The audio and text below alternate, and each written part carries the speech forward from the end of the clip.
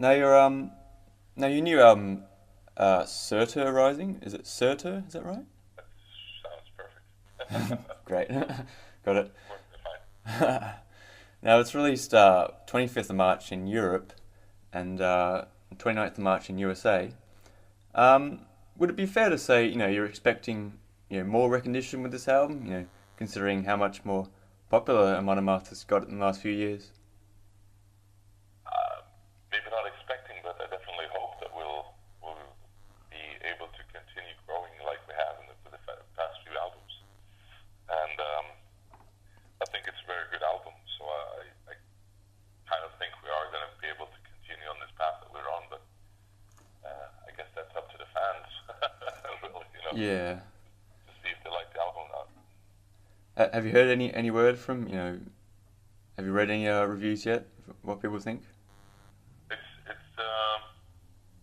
been mainly really really good reviews actually. So um, I know we had some really good response from almost from all over the world, and everybody that we've talked to, like interviews and stuff, have loved the album. So seems like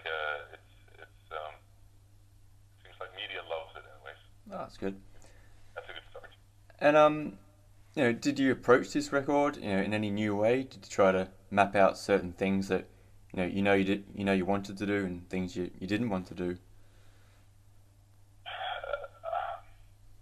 I think, I mean, technically we did did the album like the same we always do, but we did have a different approach in the fact that before we actually started writing the album, we sat down with our producer Jens Bogram and talked to him about what we wanted to have out of the album, sound wise, Okay. and um, we were agreed almost instantaneously. We figured out that we're on the same page here, and then we decided to go ahead and start writing, material and stuff, and then everything came together quite quickly. But we did it the same way we always do. We bring ideas, musical and lyrical ideas to the rehearsal place, and then we work together as a team almost to put everything together to make it work out.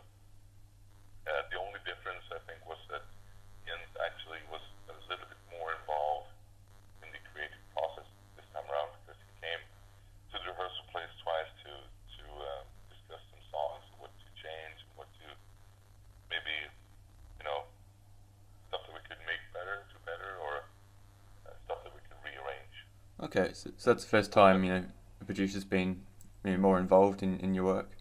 Oh yeah, I mean Jens has obviously have been involved with the production, also in arrangement of songs, but it's mainly been that we took care of that when we actually got to the studio. This time around, we took care of it before we got to the studio, so which of course was very helpful in many aspects of the songwriting, but also for me as writing lyrics. It definitely helped to Okay. kind of arrange the lyrics, so I didn't have to rewrite so much while in the studio. Now, do you like to, keep track of what other bands are doing in your genre, and, kind of keep yourself ahead of the game? Make sure you don't kind of repeat Well, anything. I know that Olavi and Frederick are very very up to date with what's going on musically. I personally am not too interested about it. I like to listen to music, but I don't necessarily keep track of bands and what they're doing. Really, it's like Yeah, just to make sure you don't rip off anyone else, which can happen. I think I hope that the guys who write the music have Yeah, have a good picture of that. fair enough. And now your last album, Twilight of the Thunder God, had, guest appearances from LG Petrov from Entombed and Apocalyptica, Rupa Lavala from Bodom. And have you had any for Surtur Rising?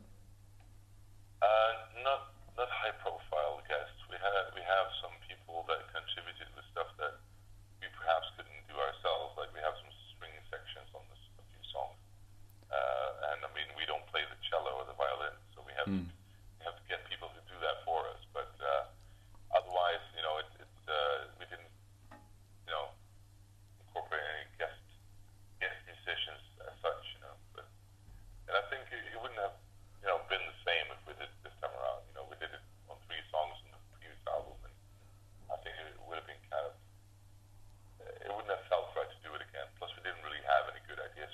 Right.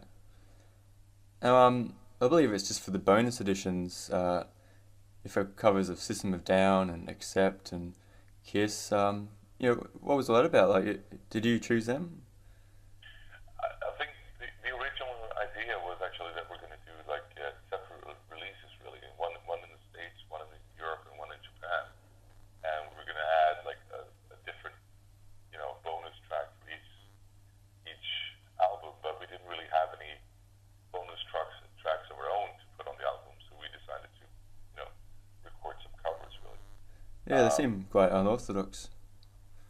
yeah, for us it's very weird. We are not big on recording covers. We've done it a couple of times, but it's not really what we like to do. But here we felt it could be a fun thing to do, like just as a bonus, and um, it was kind of fun to record them. Actually, we had a good time. Okay. Now this would be your eighth studio album. So after, 8 albums and international success, do you find you're still doing this for the same reasons, as when you started? Like, does your perspective change as you get older? I mean, the basic reasons are still there. We do this because we love it. We love the music that we play. We love to play the shows. We love to write music, and we love to go out and party and drink free beer. But Okay. but So no one's ever said, I'm getting too old for this shit" or something. I mean, obviously, it's also become our livelihood um, since a couple of years now, and that obviously changes a little bit, of the way we work with our music and the band. We have to uh, be a little bit more professional than we used to be.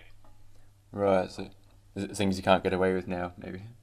Exactly, and I mean, and I guess we don't want to be seen as a band that don't put in a good show. It's important for us to do that. It's always been, but in the past we could get drunk before a show, and we never do that now. So Okay, yeah, because I've seen you on stage with, drinking mead in those horns. Has that stopped now? Like, no, you can still have a couple of beers on stage, but as long as you don't get shit faced before the show, during the show, ah, that's a different story.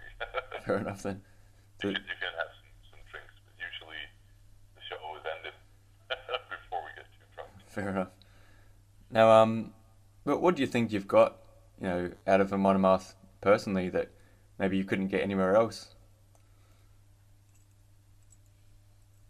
I don't know, Like, job in the has it world, I guess. has it changed you as a person? Do you think? I'm not sure if maybe I'm a different person then. I'm definitely a different person than I was when I started out in the band. I'm sure of that, but maybe I'm a bit more confident these days than I was, in my teens. But it's